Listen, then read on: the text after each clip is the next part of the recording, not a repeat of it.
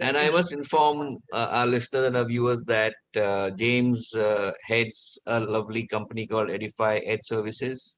And James is an expert, and I can certify that, I can guarantee you that one of the best psychometricians in the world, not the United States, not India, in the world. And his assessment capabilities are simply outstanding. And please feel free to reach out to him. His email ID, his telephone number will be available towards the end of this chat.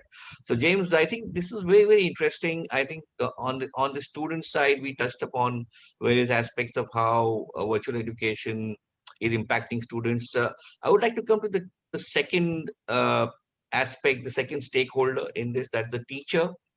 And I think traditionally teachers have been, and we know that the role has changed from a teacher giving education, because now there's no need to give knowledge. Knowledge is all over the place, right? It's you Google and knowledge is there.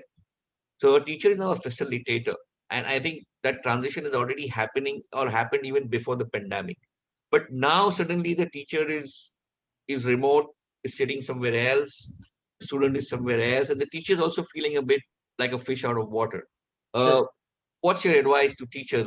How do you think the teaching profession has to adapt to this new situation? Yeah, that is a very important question for teachers today. There's lots of questions that spin off from that too that they're probably asking themselves. Teachers are very good at asking their own questions about their own practice, about how students are learning, about which environments might be best.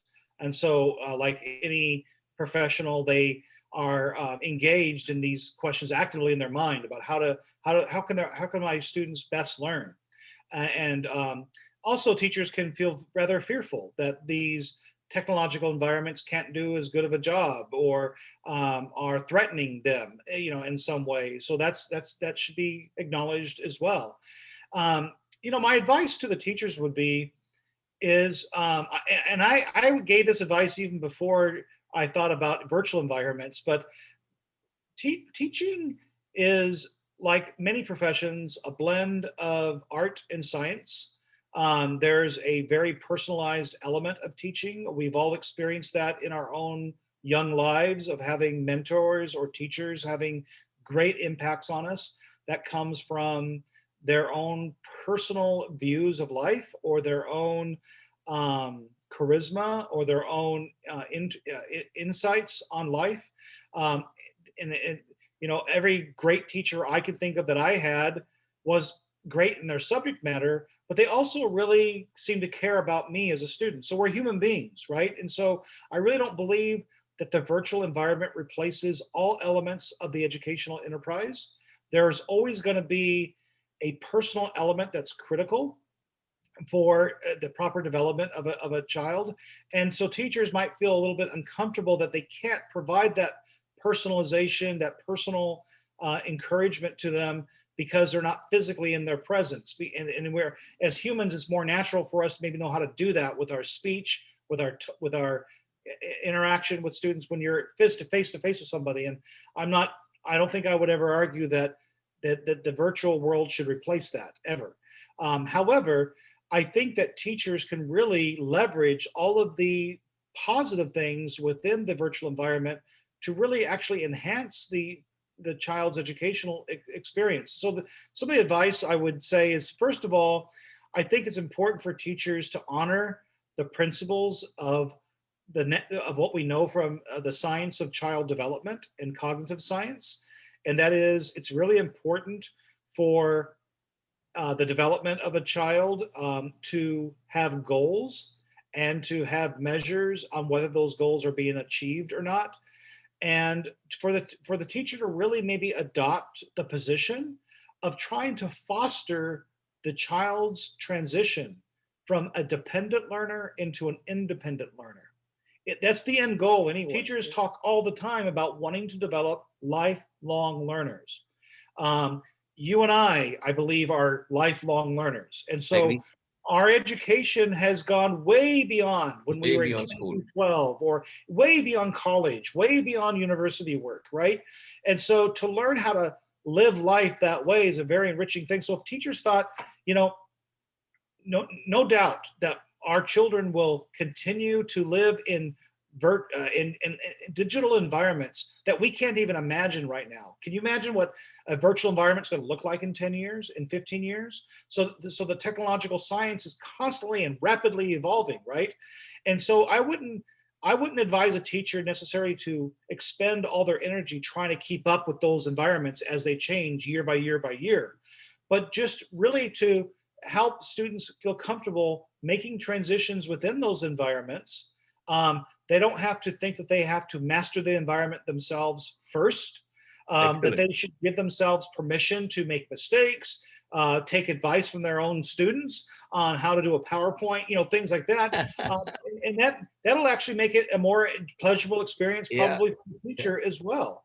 And so I think that if teachers just really think, okay, what are the basis of education? The basis of education is not the classroom. The basis of education is not the virtual environment. The basis of education is transitions of development, of cognition, of behavior, of physical, transitions. And it could be argued that the models we've had in the past of teachers trying to control those environments or to control those transitions fail. And so, if teachers kind of adopt to becoming more of a facilitator for the students' learning, an encourager of the students' learning, certainly the teacher can hold the student and should hold the student to standards of learning, expectations. Those are all very important. But something that yourself, an art of, if you look at yourself as a rule giver, as a person who's got to teach kids how to do the education part of education, like we were talking about earlier, then you're going to be probably frustrated, fearful. You're probably going to be leery of whether virtual education can really replace the experience because you're identifying yourself as this rule maker, not as a teacher. Whereas if you think of yourself as a teacher, an advisor, a guru, as a person who's going to um, um, enhance or enlighten the thinking of your students, then you'll find that the virtual environment's a wonderful place to do that, not just face to face. So that's, Think and then artificial intelligence and yeah. robotics is going to advance to such a stage Oh that yeah. you will have robot teachers teaching students. Yeah, but I think you already answered that. Well, we know it's being researched, and we see robotics in so many other places, right? We see robotics in mowing our lawns here in the U.S. We see robots driving cars. Yeah. We've watched robots launch a spaceship. We've watched a robot walk on.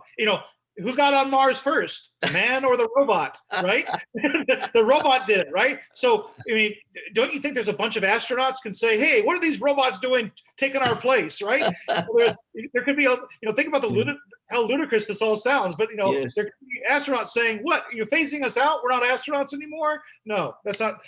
So there's always going to be certain tasks Yes. that a robot or artificially can do and will progressively learn to do more and Yes. more and more. And we want to encourage that, but those are tasks that we probably want them to do that would probably bog down the human element in the first place, right? So to have a robot to show me the facts of something or to explain to me the facts of something. And artificial intelligence is trying to explore more and more how to bring a kind of like an emotional element. Yeah, that's fine. But humans are still humans. And the robot doesn't make us non-human. Just, all it does is take away the robotic behaviors we might have, right? And so a teacher, I think there's certain aspects of the teaching enterprise that could be replaced by robots, but I don't think we'll ever see a system where all teachers are just automatically replaced by robots itself. That's not going to happen. There's always going to be a place. I mean, we're kind of seeing this in a transition period with virtual education. In virtual education, it's not robots doing it, and it's not really purely even artificial intelligence. There's still teacher intelligence involved in the virtual education. Yes. And so, in preparing a teacher, a well-prepared teacher is like a well-prepared student today. Yes. And that they go into the profession knowing there's going to be evolutions, knowing that technology is going to change their environment constantly. So James, let me ask you this question. So the question is, James, do you see teacher training? And I think you touched upon a very important subject, that You and I worked on this many years ago. I remember with Oxford University, and we did try to do something in teacher training. That was ages ago. Uh, but going forward with e-learning coming up, do you think teacher training itself will have to undergo and not only from a technology perspective? I know technology is important, but from a pedagogy perspective, from a technical perspective of how to teach, you think teacher training needs a relook? Absolutely, absolutely, and I really do think that um, there's teaching organizations and companies, already kind of studying this, and so there's some solutions out there, and I think better solutions will even evolve. But yes, I think that um, that the those who are responsible for teacher trainings, that would be professors, universities, teacher training seminars, ongoing teacher development within with on the job experience that teachers receive. All of that will have to relook at what are we actually expecting of the teacher, what are we training to do, what are we expecting them to learn while they're on the job or employ within the classroom technology itself. But the training would be how to leverage that technology within the development transitions of the child. And so, what teachers probably really need good training on is better understanding of topics they just slightly touched on when they were in their pre-service training, and that is like at a university. What is child development? How do the transitions take place in child development? How are those transitions affected by technology? So, if a company produced a technology, a platform, let's say, for teaching in a virtual environment, and I wanted to adopt that platform and bring it into my school, I would probably ask that company to actually train not on the clicks and the maneuvers within the technology. I would like them to combine those clicks and maneuvers, those tasks, with what it's doing to enhance what we already know about child development. And so I would say to you that I really think that there's going to be advantages in technology education companies who have not just great technologists, but also have great insight and great expertise within the design of their products that actually speak to sound pedagogical theory, to sound cognitive development theory, and that really it should be advertised as buy our product because it's going to transition your children into different stages of independence of learning. That would be a great selling point. And so teachers need that training of what is it that a child develops through as they're going through my classes, or what is their stages of independence, and how do I invoke that while I'm leveraging the training. And also training in what is cognition in the first place, and what are the goals of what the educational enterprise, what are the outcomes of the educational enterprise itself.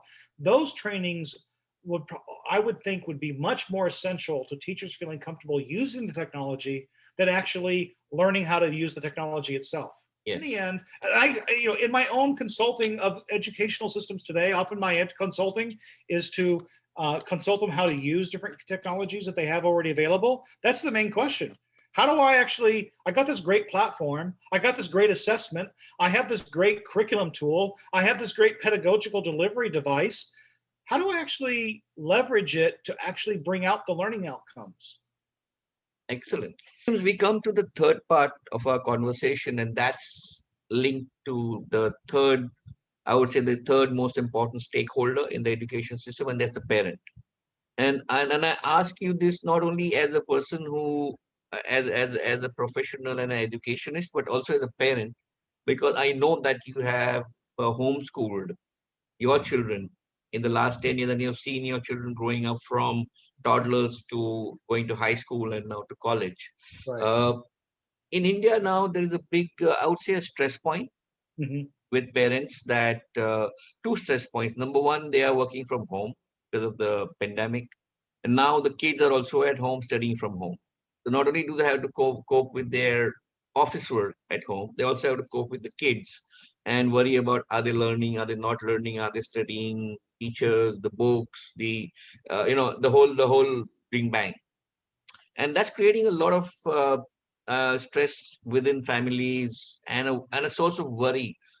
Uh, is the next generation missing out on something? Are we doing things right?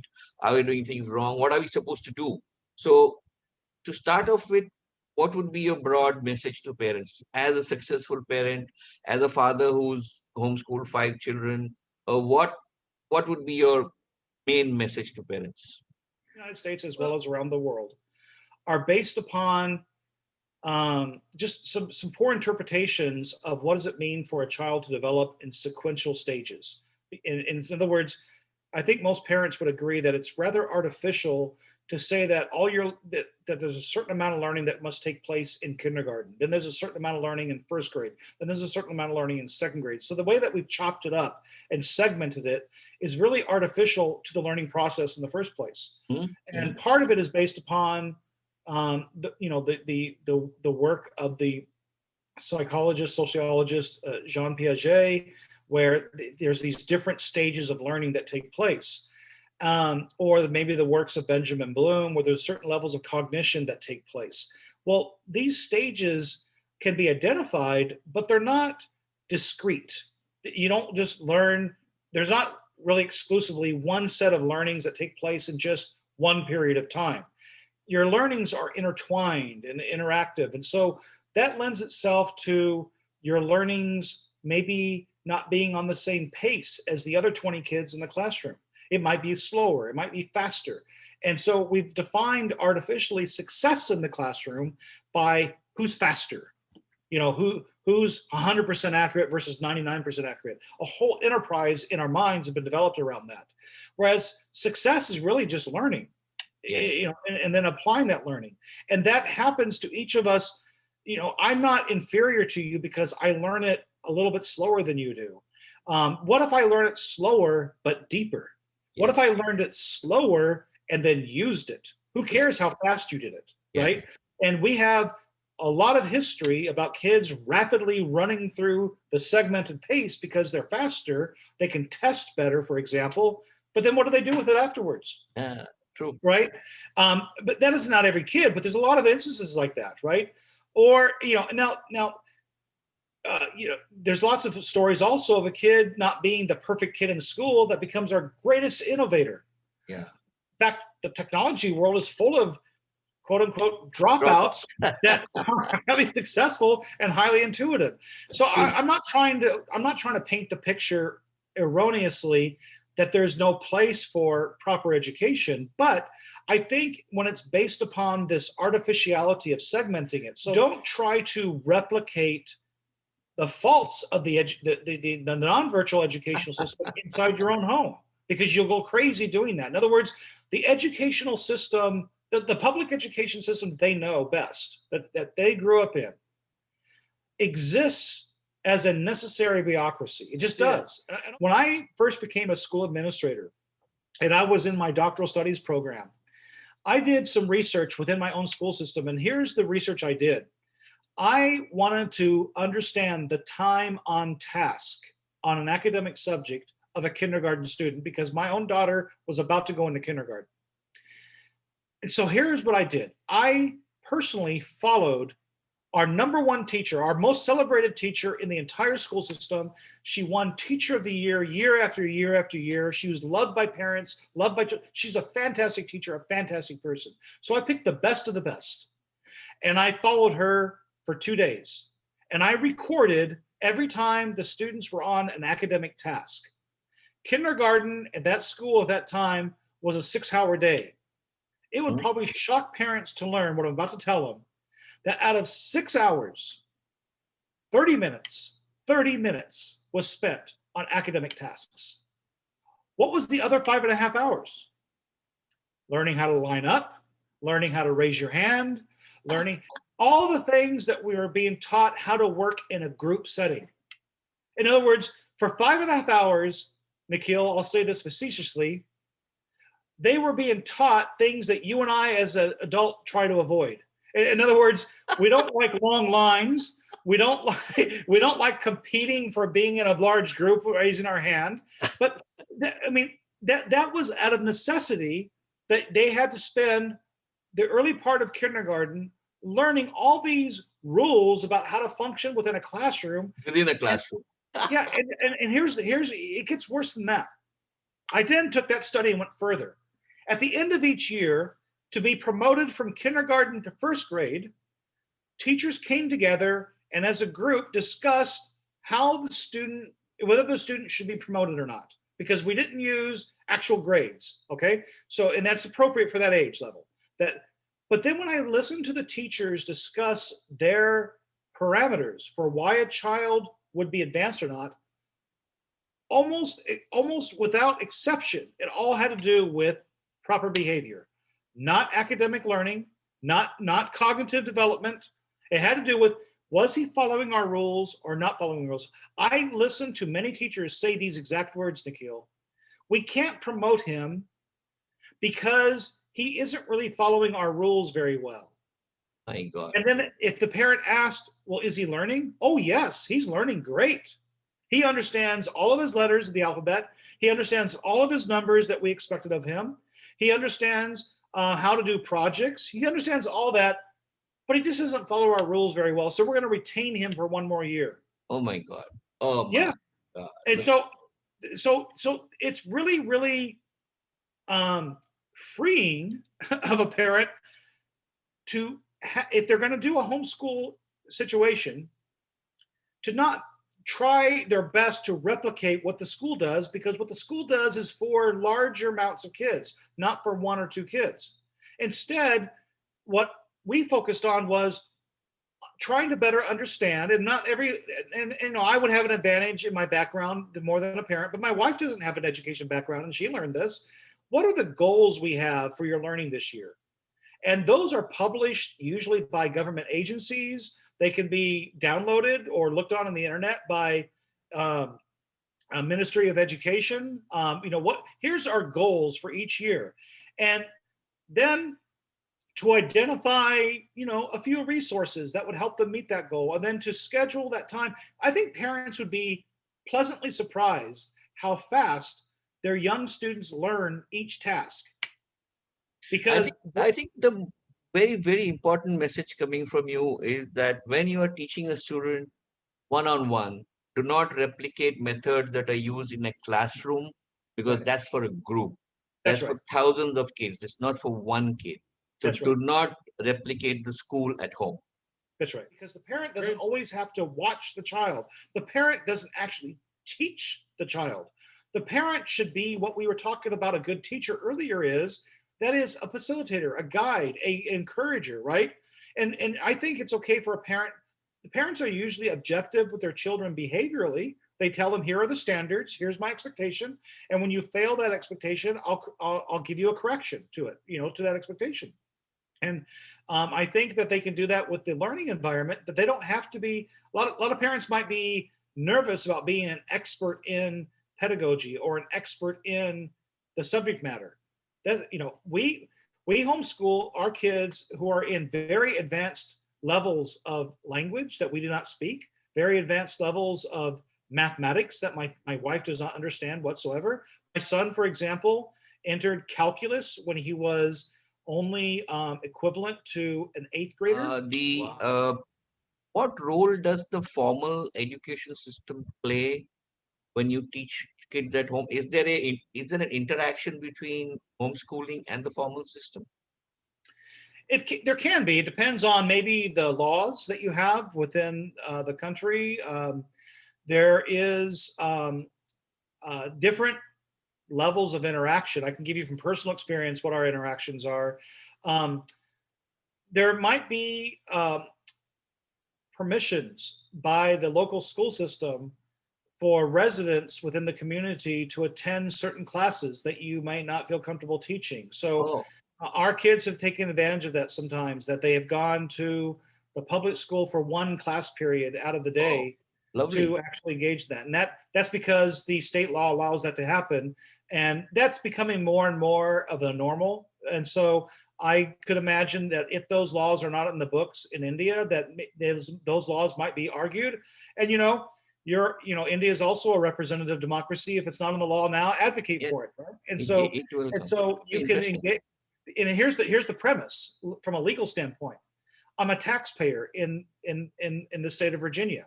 My taxes go to support the education. So by law, I have a right to those things that the taxes pay for, right? Like the SAT, the SAT test for college entrance exams.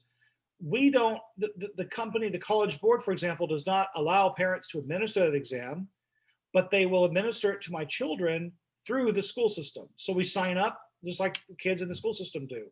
I have personal interactions with public school teachers who don't feel offended at all that I homeschool our kids. And so we're constantly exchanging ideas.